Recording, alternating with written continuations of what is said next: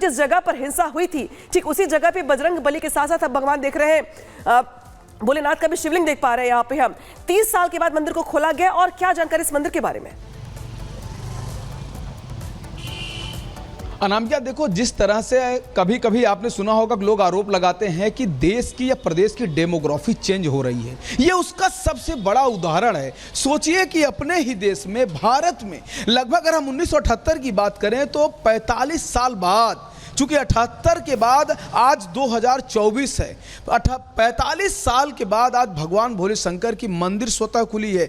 खुद की ताला लगाई हुई। वहां का माहौल क्या था वो खुद बता रहे हैं कि पुजारी वहां रह नहीं पाता था, पूजा कर नहीं पाता था, माहौल खिलाफ था। बाकायदे जो 20-25 घर थे वो सब धीरे धीरे पलायन कर गए। ये माहौल है, ये माहौल उत्तर प्रदेश का है और ये माहौल भारत का है। अब आप समझ सकते हैं कि उन आरोपों में कितना तथ्य है जो लोग कहते हैं कि कैसे कैसे धीरे धीरे यहां पर डेमोग्राफी चेंज हो रही है, किस तरह के वातावरण कैसे बदल रहे हैं। अगर हम आजादी के बाद से आज तक देखें तो किस तरह से रेशियो किसका घटा किसका बढ़ा ये सब कागजों में है। ये कोई ऐसी बात नहीं है मौखिक बातें, ये सब रिकॉर्ड में है। तो ऐसे में गंभीरता के साथ सोचने की बात है पुलिस प्रशासन को, सरकारों को, कि पक्ष विपक्ष को भी सोचने की बात है कि आखिर ये अंतर क्यों आ रहा है। रही बात संभल की, तो संभल में आज कई चुनौतियां हैं। सर्वे को लेकर के विरोध है, वहां पर अवैध निर्माण अलग से हो रहा है, बिजली कनेक्शन, बिजली का दोहन अलग हो रहा है, सरकारी चूना लगाया जा रहा है। अब यहां पर हिंदुओं को पूजा पाठ भी नहीं करने दिया जा रहा है। लोग घर छोड़ने पे मजबूर हैं, लोग पलायन कर रहे हैं। सोचिए 45 साल पहले ही कर चुके हैं,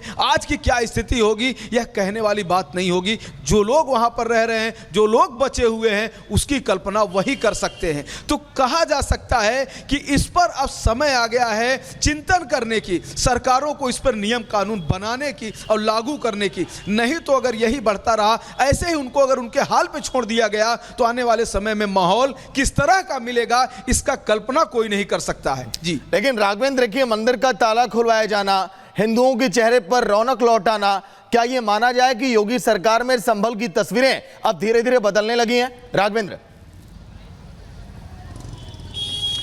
देखिए तस्वीरें बदलने की बात तो नहीं कहूंगा, लेकिन एक पहल जरूर हुआ है, क्योंकि वहां पर कोई रहने वाला भी तो होना चाहिए। पुलिस कब कब खड़ी रहेगी? कब तक पुलिस अपने साये में कहेगी कि मंदिर में आप जाके पूजा करें? वहां पर यह देखना होगा कि क्या आदमी खुद बिना किसी डर भय के क्या वहां रह सकता है, क्या पूजा पाठ कर सकता है, क्या कहीं आ जा सकता है। इस तरह का माहौल क्या कहते हैं कि कोई दे सकता है? क्या पुलिस के साए में क्या लगातार ये पूजा पाठ होगा? तो इस तरह की चीजों पर चिंतन के बाद हाँ, एक बात जरूर है कि आज पहल हुआ है। 1978 से शंकर भगवान की बंद मंदिर का अगर ताला खुला है, लोगों में अगर खुशी है तो बहुत बड़ी बात है, क्योंकि वो उनकी जन्मभूमि है। जैसा कि अभी दादा ने कहा कि खुद 80 साल की उनकी उम्र है और वो 55 से इस मंदिर को देखते चले आए हैं। तो कहीं न कहीं उनके अंदर एक खुशी होगी कि जहां वो पैदा हुए, जिन मंदिरों में उन्होंने पूजा की है, बोल रहे कि हमारे ये कुल मंदिर है, कुल जैसे कहते हैं ना कि कुल देवी कुल गुरु, इस तरह की जो मंदिर है, तो कहीं न कहीं उनको अंदर से जरूर खुशी मिली होगी। लेकिन क्या ये वातावरण लगातार बना रहेगा? क्या इसकी कोई जिम्मेदारी लेगा कि वहाँ कोई अब घटना ना हो, कोई अनहोनी ना हो, और जिनको वहाँ पर अपने आस्था में जो विश्वास रखते हैं उनका पूजा पाठ जारी रहे? इसको कौन वहाँ पर लागू कराएगा? राघवेंद्र, पौराणिक मान्यताओं का आप जिक्र कर रहे हैं इस मंदिर को लेकर के, 30 साल बाद मंदिर को खोला गया है, लेकिन सवाल अभी भी है कि जिस तरीके से संभल का हम जिक्र कर रहे हैं, संभल अभी भी संभला नहीं है, अभी भी पुलिस बल की तैनाती है। 20 दिन के तकरीबन बीत चुके हैं, लेकिन हालात जिस तरीके से है उस बीच यहाँ पर ये मंदिर खोला गया, क्या कुछ हुआ उस दौरान? बिल्कुल, देखिए आज संभल जो है सबसे ज़्यादा तनावपूर्ण माहौल में पहुंच चुका है। आप देखिए संभल में कई चुनौतियां काम कर रही हैं। पहला तो खुद जो अटला देवी मंदिर, जिसको अटाला मस्जिद कहा जा रहा है, उसका मामला चल रहा है। सर्वे का वहां पर विरोध हो रहा है, वो एक अलग चुनौती है। कल भी वहां पुलिस प्रशासन लगा हुआ था, जुमे की नमाज पुलिस प्रशासन के बीच ही वहां पर अदा हुई है। साथ ही दूसरा जो विषय वहां पर जो दूसरा विषय है, आप देख सकते हैं कि बिजली के खंभों का अतिक्रमण का है, गलत अवैध कनेक्शन का है। साथ ही वहां पर जो अवैध मकान जो जियाउर रहमान वर्क जो बना रहे हैं, उसका लेकर है 2 साल से लगातार वो बिना नक्शा बिना परमिशन के बना रहे हैं। तो कई चुनौतियां वहां पर लगातार काम कर रही हैं। तो इस वजह से वहां पर जो शांति की जो बात कही जा रही है वह कहीं ना कहीं संभव नहीं है।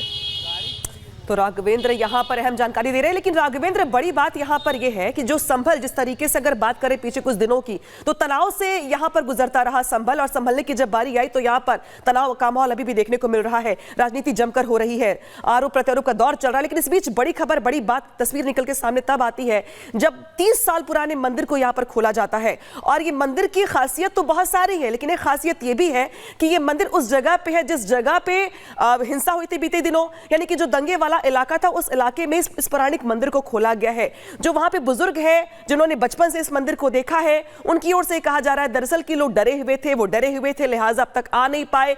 लेकिन 1978 के बाद अब 2024 का साल जो बीतने वाला है, दिसंबर के महीने में यह मौका आया है जब मंदिर को पुलिस की मौजूदगी में न सिर्फ खोला गया है बल्कि मंदिर की साफ सफाई करवाई जा रही है। भविष्य में यहाँ पे पूजा अर्चना भी की जाएगी।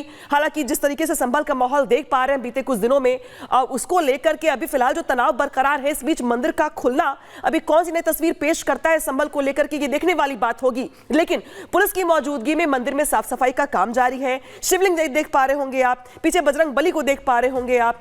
तो जो लोगों की आस्था है और वो तो यहाँ पर देखने को मिल रही है सीधे। और जो तस्वीर दिखा रहे हैं आपको, अंतिम तस्वीर आ गई आपकी टीवी स्क्रीन पर। देखिए, एक तरफ तो ड्राइव चल रही है, जो बिजली कनेक्शन है उसको लेकर चेकिंग चल रही है प्रशासन की ओर से, जो अवैध कनेक्शन है उनको काटा जा रहा है। इसके अलावा बुलडोजर का एक्शन भी लगातार देख रहे हैं हम। अतिक्रमण जहां जहां पे भी हुआ है वहां पे बुलडोजर एक्शन किया जा रहा है।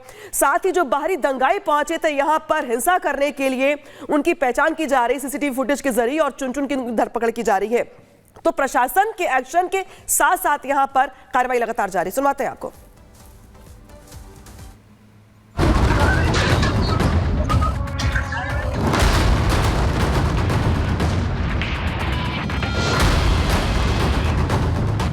संभल को जिन लोगों ने हिंसा की आग में झोंका था, जो लोग हिंसा कराने में, तोड़फोड़ मचाने में, गाड़ियों को जलाने में शामिल थे, वो अब अपने दिन गिनना शुरू कर दें।